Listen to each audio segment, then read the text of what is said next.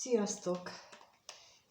Megnézzük, hogy mire vágyik az a szeretett személy, aki férfi nézőinknek a szeretett személye, ezért most itt a női személyjelölőt raktam ki, mert többnyire ez a jellemző, tehát hogy a férfi nézőinknek a szeretett személy az nő, ezért itt őt jelölöm.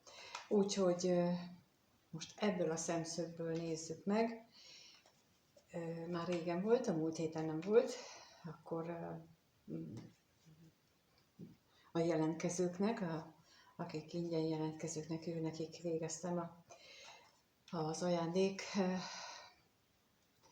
kezeléseket, úgyhogy azért az elmaradt, és most szeretném visszaállítani azt, hogy vasárnap délutánonként azért a férfi nézőnknek külön csinálok egy ilyen mire vágyikat. Úgyhogy ez most arról szól, és ha még nézed, akkor 7-ig tart az 50%-os akció, de utána is tudsz ugyanilyen videót kérni, személyre szabottat. Akció után is van lehetőség rá, úgyhogy na, akkor most megnézzük, hogy ez a szeretett személy, a férfi nézőinknek a szeretett személye, mi van vele, mit lehet róla tudni, hogyan van, mit gondol. Jó, kezdjünk. Erre kérnék szépen most, hogy mit lehet róla tudni.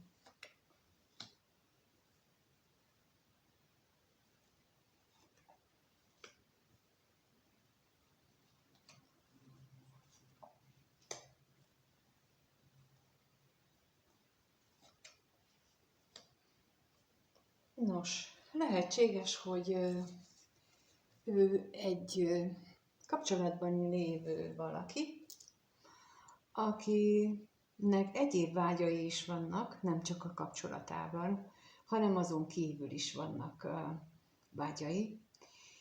Viszont nem tud dönteni, nagyon határozatlan, nagyon bizonytalan, hogy mit csináljon, mert egyrésztről ott van a családja, ott van mindaz, ami a múltjában tanult, ami a hitrendszeréhez tartozik, ami a szokásrendszeréhez tartozik, amit mondhatunk komfortzónának is. Másrészt pedig ott vannak az érzései, és között kellene dönteni. A vágyai vagy a kapcsolata milyen szépen mutatják, tehát hogy itt van a vágyai vagy a meglévő kapcsolata, a hitrendszere vagy az érzései. Bizony a következő évtizedekben szerintem nagyon-nagyon sok mindenkinél bekövetkezik ez a dilemma, ez a döntéshelyzet. Nekem az a véleményem, hogy a jelenlegi korszak, ami most indult az idei évvel tulajdonképpen, az erről szól majd. Nem annyira a fizikai világunkban lévő döntésekről, hanem arról, hogy a régi hitrendszerünket tartsuk-e meg, vagy pedig egy felsőbb lelki szintekhez kapcsolódjunk.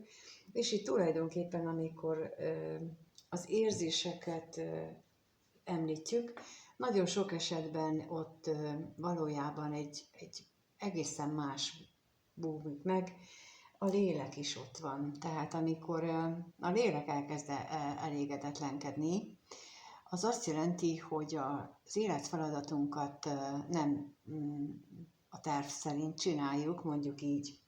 És az én mostani látásom, ahogy most én ezt látom, ezt a 2 lapot itt például, ez pont erre vonatkozik, hogy maradjunk-e a fizikai síkon, és az itteni szokásoknak a szokásokat helyezzük előtérbe, azt, amit évszázadok, vagy évtizedek óta, vagy generációk óta megszoktunk, vagy hallgassunk bent a szívünkre, amelyik azt mondja, hogy bizony van itt több, mint a földi világban megélhető dolgok, és az sokkal szebb és jobb lehet, mint amit pillanatnyilag tapasztalunk, és valahol a lelkünk ezután vágyakozik. Én itt ezt érzem az ő részéről, és sok esetben tényleg erről van szó, amikor valaki kikívánkozik egy kapcsolatból, akkor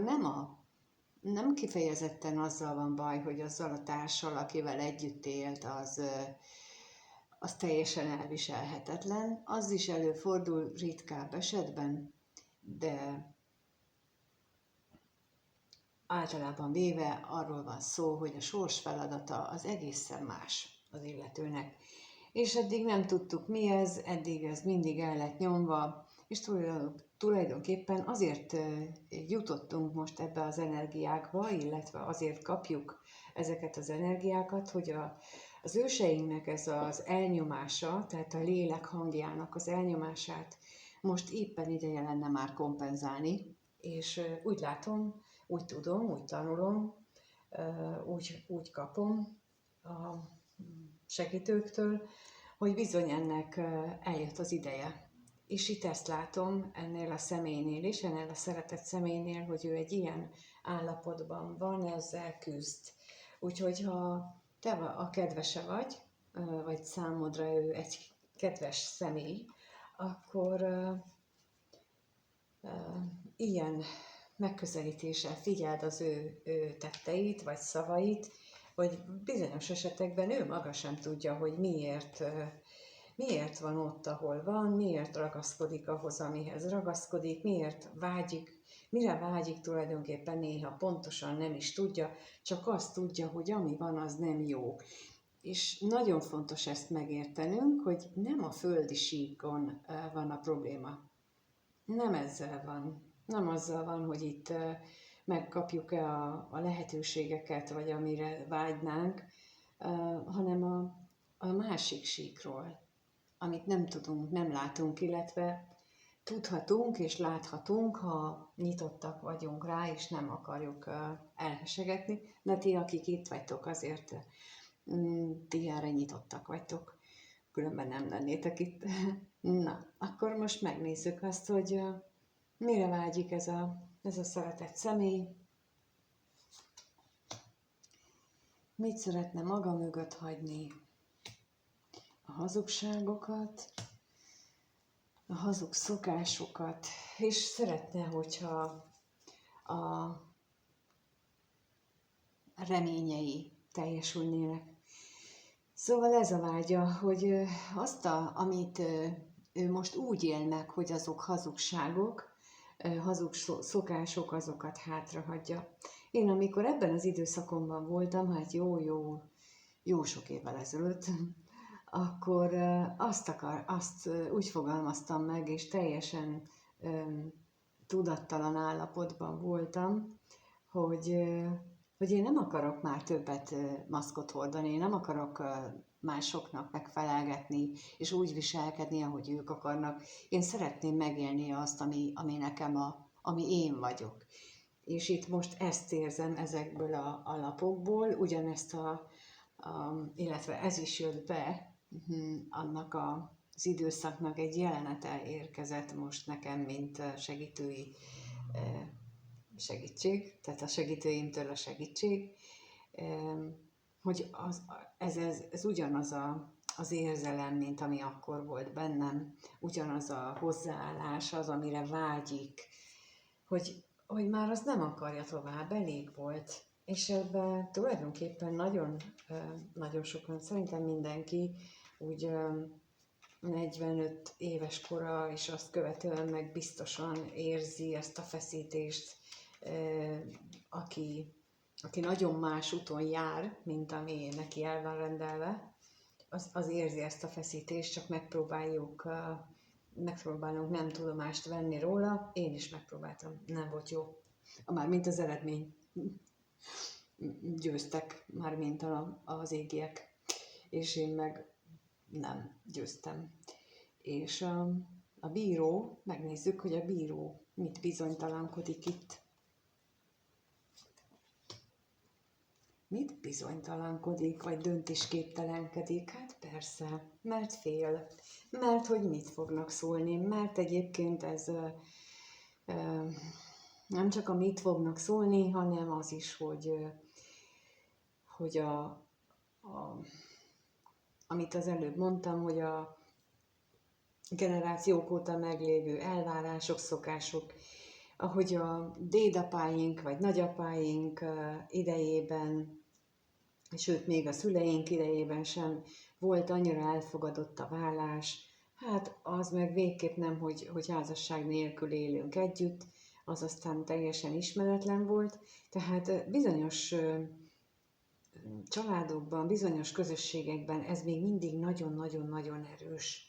És ezzel szembe menni, ez szinte lehetetlen, de anélkül mindenképpen, hogy a család egyes tagjai ne orrolnának meg ránk, ne akarnának bennünket kitagadni, és itt ez egy nagyon nehéz helyzet ennek a szeretett személynek, főleg ha ő nő. Hát egy nő az meg még különösen érzékeny rá, bár azt hiszem, hogy a férfiak is. Ők másképp élik meg, de ahogy tapasztalom, nekik ugyanolyan nehéz ezt ilyen döntéseket meghozni, mint egy nőnek. És ő neki ez a bizonytalanság oka, hogy hiába érzi, sőt, még az eszével tudja is, hogy ő mit szeretne. Tehát itt nem csak a lelke mondatja vele ezt az érzést, hogy ő mennyire, mondjuk úgy, hogy szerelmes, és ő mennyire szeretne ezt a hangot követni, de itt az ész beleszól ebbe az egészbe, és azt mondja, hogy hova, és ha nem fog hozzád szólni a testvéred, és ha nem fog hozzád szólni az anyukád, vagy az apukád, vagy a rokonság, akkor mihez kezdesz? Akkor magányos maradsz, és itt érkeztünk oda, hogy félelem. No, akkor ez az első, amin lehet dolgozni, a félelemek elengedésén, ugyanis mindenki fél a haláltól, általában. Nagyon-nagyon kevesen vannak, akik ne gondolnának arra, hogy a félelemmel a halálra. Mindenki fél attól a bizonytalanságtól. És éppen ezért, mert a bizonytalanságtól félünk, ezért ragaszkodunk. És itt, ebben a szituációban ugyanúgy a bizonytalanságtól fél, hogy nem tudja, hogy mi lesz utána, illetve amit sejt, és az csak sejtés, még akkor is, hogyha ezzel zsarolni próbálják egyes rokonok, hogy nem fogunk veled szóba állni, amit sejt, az félelemmel teli, mert hogy nem tudja, mert még sosem csinált olyat.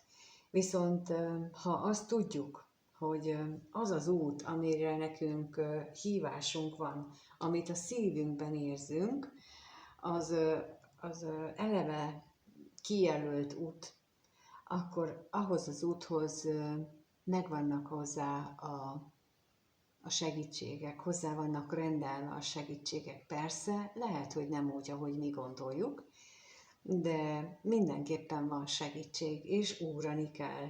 Tehát itt ez is a hit próbája, hogy a félelmeink dacára merünk-e belekezdeni új dologba, hogyha bizonyosságot szerzünk a tekintetben, hogy ez bizony nem a mi útunk, ahol járunk. És úgy látom, hogy ő ezzel a nagyon nagy dilemmával küzd, ez, ami őt jelenleg foglalkoztatja. Hát, és nagyon nehéz helyzetben van. És még akkor a családra is rákérdezek, itt a házzal kapcsolatban, hogy esetleg arról mit tudhatunk meg.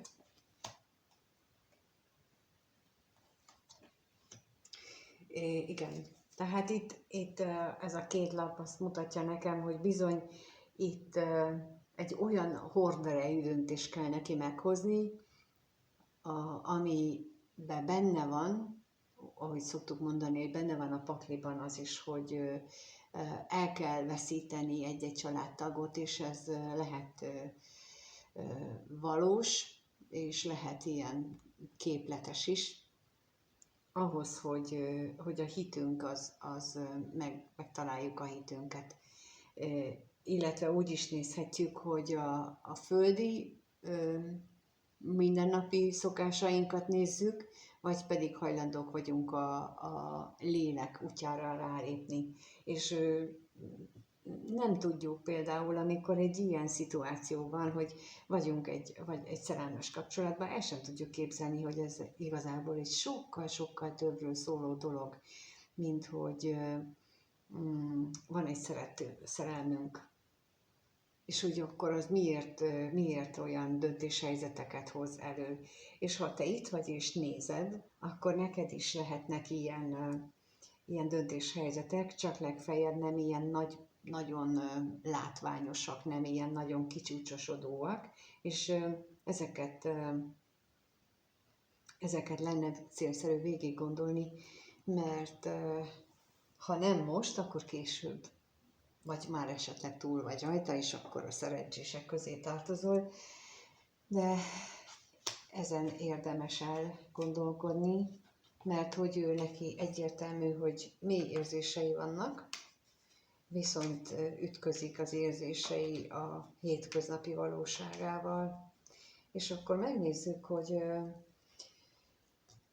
mit gondol rólad ez a szeretett személy a nézőről? A nézővel kapcsolatosan milyen gondolatai vannak?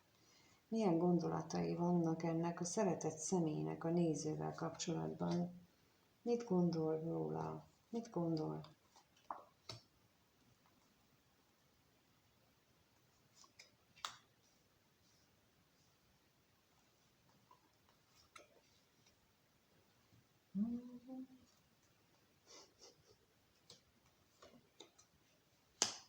Hoppó.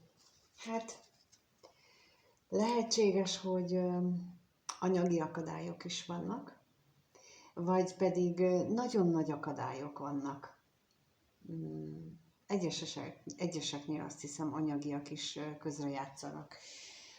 Például olyan is lehet, hogy te, mint néző gondolhatod azt, hogy te nem tudod neki megadni azt a nívót, azt a életszínvonalat, amit ő jelenleg él, vagy neki vannak ilyen aggályai, hogy ő nem tudna veled mit kezdeni, mert hogy annyira nagyon más a kettőtök világa, és tele van emiatt félelemmel, ezek miatt az akadályok miatt, és azon is gondolkodhat,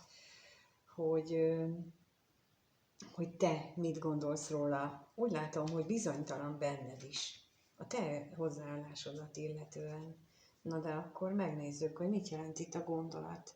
Miért bizonytalankodik benned?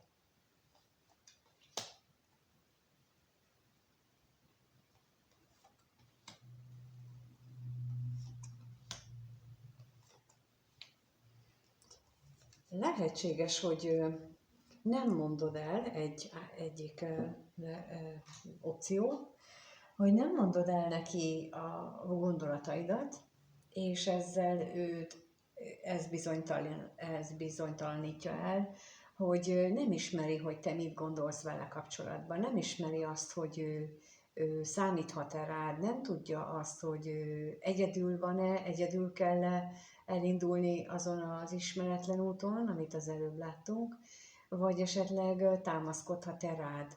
És ha viszont beszéltél erről, akkor azt nem tudja, hogy mennyire bízhat abban, hogy te úgymond változékony vagy szavahihető, vagy úgymond megbízható, hosszú távon is megbízható, hogy kitartasz-e mellette, amikor kiderülnek úgymond az ő rejtett dolgai, mert hogy amíg nem élünk együtt, addig nem tudjuk, hogy a másiknak milyen szokásai vannak, mennyire elviselhetetlen. Viszont azt tapasztaltam, hogy amikor az ember tudatszintje emelkedik, akkor egy sor dologgal, amivel korábban foglalkozott, ilyen együttélési szokásokkal, tudatszint emelkedését követően már nem foglalkozik. Annyira lényegtelen,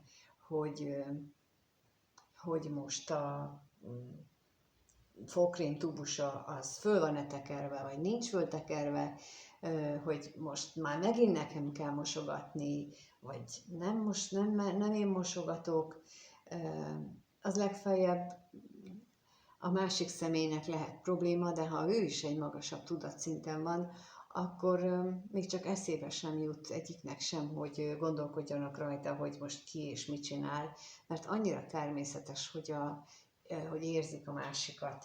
De ehhez kell tényleg már egy jócskán, szerintem olyan 300-350 fölötti tudatszint, amikor ezzel kevésbé, sokkal-sokkal kevésbé foglalkozik az ember, mert hogy ott már pörög, ott már nagyon jól mennek a dolgok, ezért van értelme a tudatszintek emelésének is, mert a mindennapi rutinban is nagy-nagy hasznát vesszük. És akkor megnézzük, hogy milyen félelmei vannak még, mi az, amitől ennyire fél, milyen félelmek gyötrik ezt a szeretett személyt, a férfi nézőink szeretett személyét.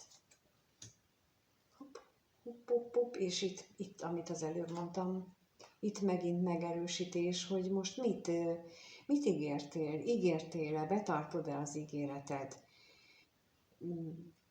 Számíthat-e az ígéretedre, arra, hogy betartod a szavadra, hogy mennyire fontos ez neked, és ez nagyon-nagyon félelemmel tölti el. No, és akkor még az ellenségre kérnék szépen.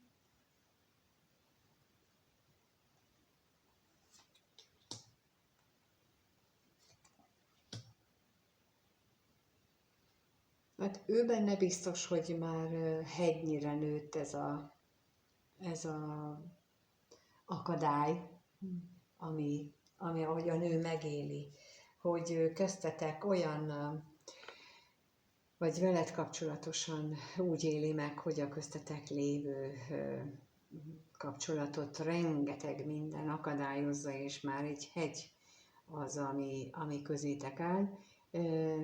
De megsúgom, hogy azt a hegyet meg is lehet kerülni, lehet, hogy hosszabb, lehet, hogy lassabb, de meg lehet kerülni, és akkor már mindjárt nem olyan, de lehet várni arra is, hogy majd jön egy hegymászó csapat, és akkor ők átsegítenek, tehát egy külső segítséget is lehet, vagy pedig egy belső segítséget lehet kérni. Szóval úgy látom, hogy tulajdonképpen nagyon szép gondolatai vannak veled kapcsolatban, de ugyanakkor bizonytalanok is, mert nem tudja.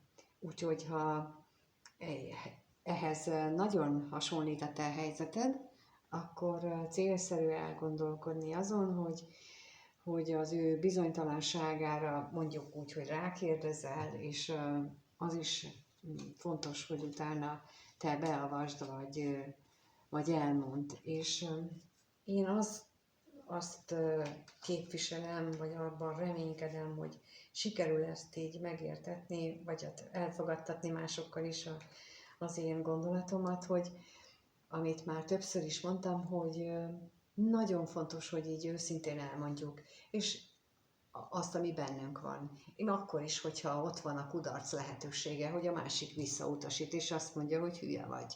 Azt mondja, hogy ez őrült dolog, ilyet nem lehet csinálni. Mert a jelenlegi világunk nagy problémája, mármint a párkapcsolatokban is, az, hogy nem őszintén beszélünk, mert nem PC, mert nem így nevelkedtünk fel, mert nem volt divat az, hogy kimondjuk, amit érzünk. Igazából nem is gondolkodtak régebben ezen az emberek, hogy most mit éreznek. Ez volt a szokás, hogy megnősülünk, azt megyünk reggel dolgozni, este haza, de már más a világ, és ebben a világban érdemes az érzésekre és a belső hangra figyelni, és ezt megosztani a másikkal, mert akkor így tudunk hát boldogan élni, mert ez a feltétel és ez a remény. Na, és akkor megnézzük, hogy neki mi kell a boldogsághoz, illetve hogy ez a szeretett személy, a férfi nézőnket kapcsolatban mit érez, milyen érzései vannak. Milyen érzései vannak vele kapcsolatban.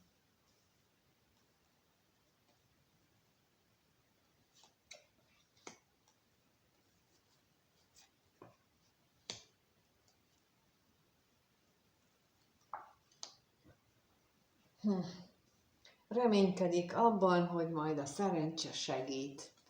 Úgyhogy, és a hűség az nagyon, tehát amit az első kérdésnél láttunk, az, hogy ő neki nagyon erősek a hitrendszerei,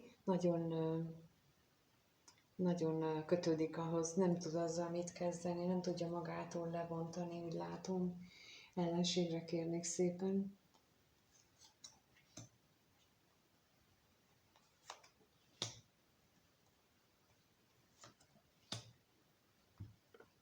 Félti a múltját, félti a családot, félti a hitrendszerét. Reményre kérek még.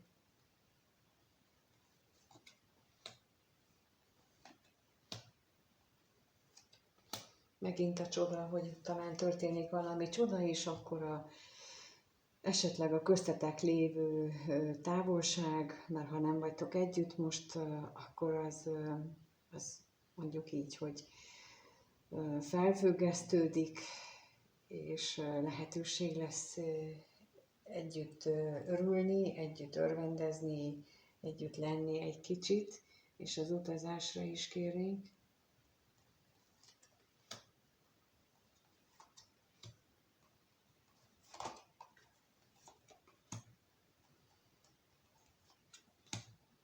Ugyanakkor viszont azt is látom, hogy ő benne ott vagy a szívében, a reményei szerint vágtatna hozzád, de ott van a család is, itt megint ott van benne. Tehát ez egy olyan kapcsolatról szól, ahol ha nincs is saját párkapcsolata, tehát úgy értem, hogy saját családja és párkapcsolattal, akkor az ő tágabb értelemben meg családja, szülők, rokonok, azok nagyon-nagyon erősen szorítják magukhoz, és ő is őket, és bizony itt nagy akadálya az a két szeretett személy között, hogy ezt a idejét múlt és régi berögződést föl kell oldani, kicsit meg kell lazítani.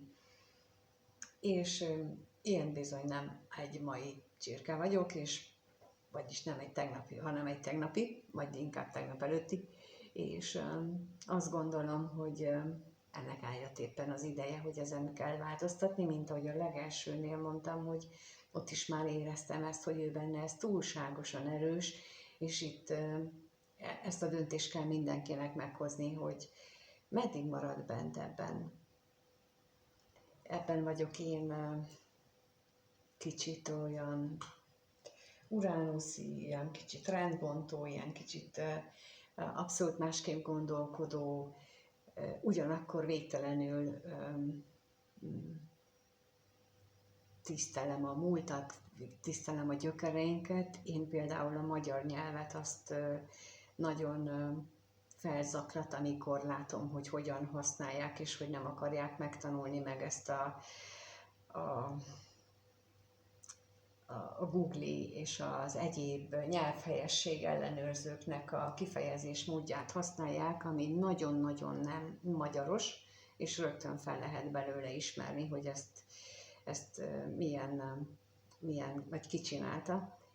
Úgyhogy ez kicsit ellentmondásos bennem, de itt ennél a személynél ugyanilyen ellentmondást élő meg. Tehát ő vágyja azt, hogy ő megélhesse ezt a boldogságot, amit vagyis a néző jelent a számára, te, ugyanakkor pedig mérhetetlenül kötődik, mert ez egy olyan változást igényelne tőle, amire ő most egyenlőre képtelen. És És én nem tudok erre mást mondani, csak azt, hogy te tudsz rajta segíteni, nem úgy, hogy nekiállsz és elmondod, hanem úgy, hogy ha megvan köztetek ez a nagyon nagy szeretet kapcsolat, akkor te kezd el fejleszteni magadat, és ez szép lassan átcsordogál hozzá, megérzi rajta, vagyis el tudod neki mondani a bizalmat, hogy ő bízhat benned, és ne ezt mondd, hogy bízhat benned, mert ugye az nem használ semmit, hanem légy megbízható a számára, tehát tettekkel, és ő benne ösztönösen alakuljon ki ez a bizalom, illetve az energiádat fogja ő bizalomkeltőnek érezni, és bármennyire is nem vagyunk ezzel tisztában, mégis azok dominálnak, és azok döntik el, hogy egyik vagy másik embert azt megbízhatónak tartjuk, vagy sem, hogy milyen az ő energiája, mit sugároz ő ki magából. Úgyhogy itt látszik az ő szeretete, nagyon is, de az is látszik, hogy a múltjához, a családjához is végtelenül kötődik. Na és akkor megnézzük, hogy mire számíthatsz vele kapcsolatban a következő 1-2 hétben, mire számíthat a néző ezzel a szeretett személlyel kapcsolatban, a férfi néző ezzel a szeretett személlyel kapcsolatban.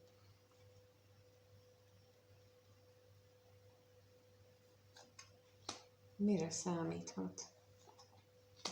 Mit fog ő, mire vágyik ez a szeretett személy a férfi nézőkkel kapcsolatban, és nem csak férfi nézőinknek szól ez a kirakás, mert mint láthatjuk, nagyon sok minden olyanról beszéltem, ami nem csak férfi nézőknek való.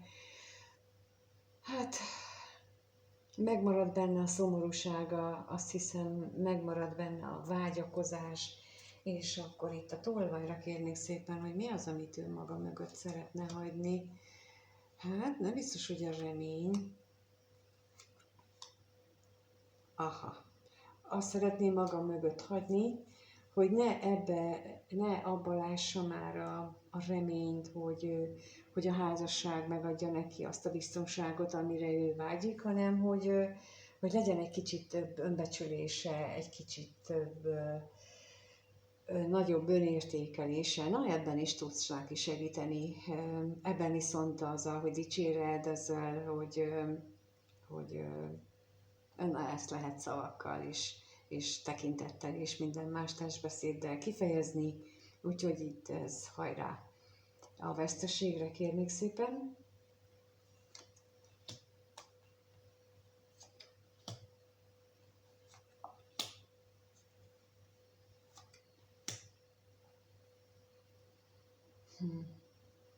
Itt megint a félelmei, hogyha valami új adódna, esetleg ha van gyerek is, akkor azt ő hogyan dolgozza fel lelkileg.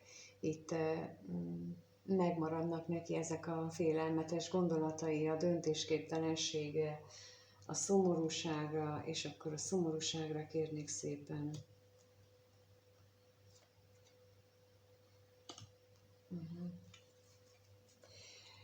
És szeretne arról beszélni is, hogy veled esetleg, hogy milyen vágyai vannak.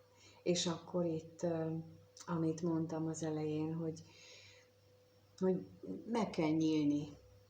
Valakinek el kell kezdeni megnyílni és elmondani a nagyon mély és tiszta dolgokat, amit érez. És ez folyamatosan kell, tehát azt is későbbiekben is, amikor összejön például egy kapcsolat, ezt a későbbiekben is nem kell félretenni, hogy nem akarom megbántani a másikat, mert ha valódi szeretet van, akkor nem bántásnak veszi, illetve ki lehet engesztelni, és akkor mégiscsak le van tisztázva, mint hogy nem mondom el, mert mit szól hozzá, és akkor az csak gyűlik, a sok nem mondom el, és egyszer csak kirobban belőlünk ez az egész felgyülemlett, nem mondom el dolog, és akkor a másik meg nem értő, hogy most mi van, hát nem csináltam olyan rosszat. Na, ez így szokott működni. Itt ezt látom, hogy szeretne ő beszélni, de nincsen hozzá kellő bátorsága, szeretne a vágyairól beszélni, és nagyon gyakran probléma ez így alakuló kapcsolatokban is, hogy a kezdet-kezdetétől ilyen nagyon, nagyon óvatosak vagyunk. Inkább úgy mondom, nem is az, hogy óvatosak, hanem túlságosan toleránsak szeretnénk lenni. De nem feltétlenül ez a jó, hanem meg lehet próbálni, hogy elkezdesz beszélni a te érzéseidről, és akkor ez mit vált ki benne? Hogy rákapcsolódik erre a fajta dologra, vagy nem kapcsolódik rá. Ha nem kapcsolódik rá rögtön, akkor meg lehetne egy másik alkalommal próbálni, ha akkor sem, akkor még egy harmadszor, de ha akkor sem, akkor nem lesz meg köztetek az a szükséges, ami ahhoz kell, hogy egy kapcsolat hosszú távon működjön.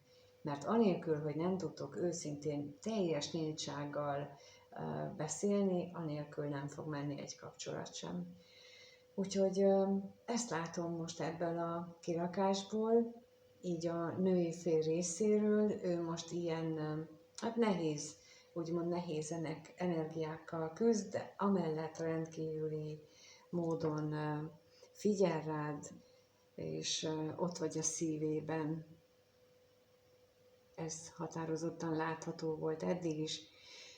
És köszönöm, hogy itt voltatok, vagy itt vagytok, és megnézitek a videót. Köszönöm, ha megírjátok azt, hogy ezeket például mennyire nehéz számotokra az, hogy így megnyílni ennek a másik személynek, mennyire nehéz érzésekről beszélnetek a ti személyeteknek, illetve aki női néző nézi ezt, hogy ő hogyan tudja ezt a saját kapcsolatában megvalósítani, ő meg tud-e nyílni, szóval erről nyugodtan, vagy hát szívesen olvasom, hogyha írtok róla. Köszönöm a lájkokat, a feliratkozást, és ne felejtsétek el elolvasni a leírásban, minden ott van, amit fontosnak tartok. És amíg nem beszélünk, amíg nem találkozunk, addig is minden jót kívánok mindenkinek, sziasztok!